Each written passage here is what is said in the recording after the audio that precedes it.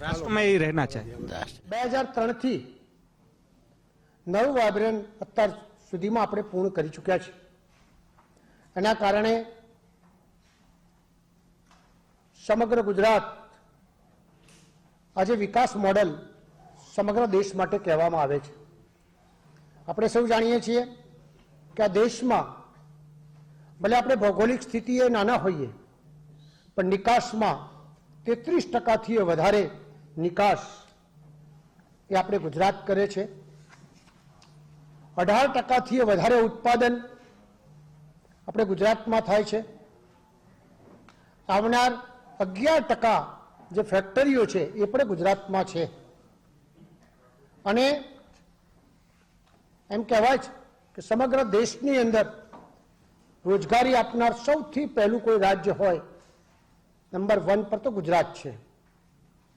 ગુજરાત યુવાન મિત્રોને પણ સાથે જોડીને 2015 થી સ્ટાર્ટઅપ પોલિસી નક્કી કરીને આજે દેશમાં એનો પણ નંબર 1 છે।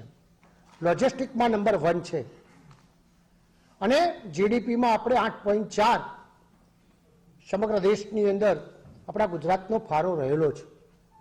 મિત્રો આપને કહેતા મને એટલા માટે આનંદ છે કે આ બધું જે કોઈ થયું હોય એ 20 વર્ષ આપ સૌના સહકારથી ભલે આપ માનો પણ 100% એમ દરેકનો ગુજરાતનો 6 કરોડ સવા 6 કરોડ ગુજરાતી ભાઈઓનો હંમેશા સહકાર રહ્યો છે।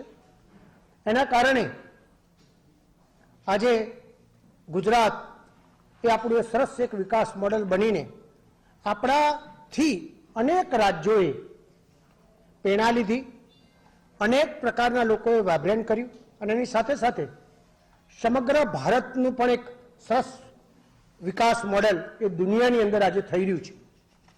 આજે ઇકોનોમીની દ્રષ્ટિએ જ્યારે આપણે 11મા નંબરે હતા અને આજે વિશ્વમાં આપણે 5મા નંબરે છીએ।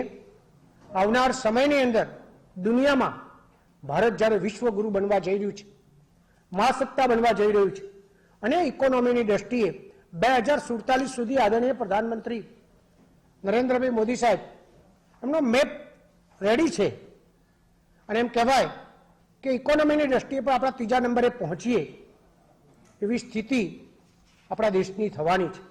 ત્યારે આપણે ગુજરાતમાં 10મી વાઇબ્રન્ટની શરૂઆત કેટલાય ટાઈમથી થઈ ચૂકી છે।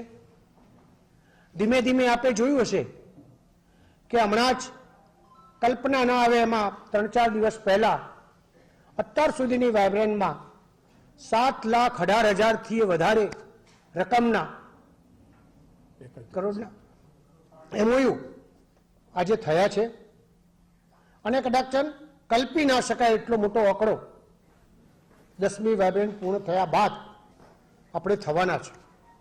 ત્યારે આપના માધ્યમથી